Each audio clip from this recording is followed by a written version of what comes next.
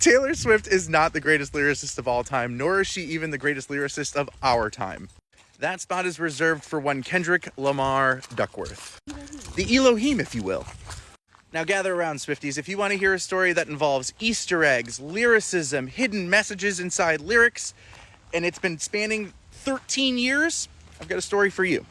See, the media will tell you that Kendrick Lamar and Drake were actually friends once upon a time, and that they were just two rappers coming up in the game, jockeying for position to be number one. And that their falling out had more to do with ego than it does with the actual story. If you look at the lyrics, specifically Kendrick Lamar's lyrics, you will get the full story, which is that Kendrick Lamar never liked Drake, not even a little bit. See, Kendrick Lamar didn't like Drake for a very specific reason. Drake is actually kind of fake. He doesn't write his own songs. He is chosen by the industry to be the number one rapper, and Kendrick Lamar knows this specifically. See, to be given access to this world, to this industry, you have to give over lyrics to their guy, to their number one rapper. And Kendrick Lamar was put in a position where he had to give work over to Drake, i.e. their first 3 songs together. And their only 3 songs together.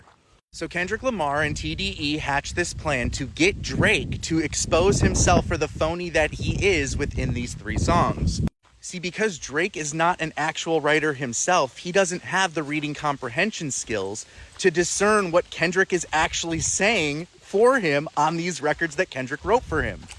On Buried Alive, Kendrick Lamar is basically going on Drake's album and saying, hey, your lifestyle is questionable. And on that song, he details his initiation into the industry. On the song Poetic Justice, he gets Drake to diss himself by saying the line, I could never right my wrongs unless I write them down for real.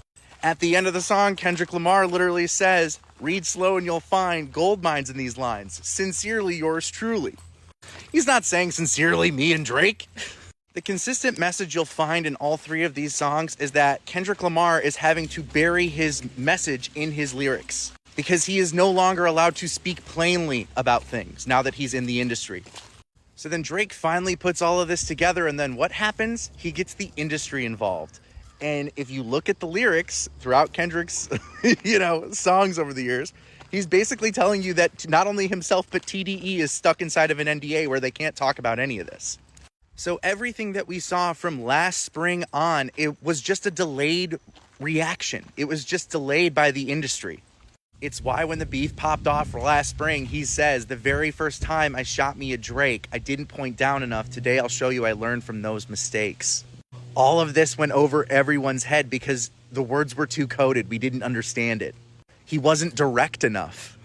If you're a Swiftie who is starved for an actual artist in your life, go listen to Kendrick Lamar.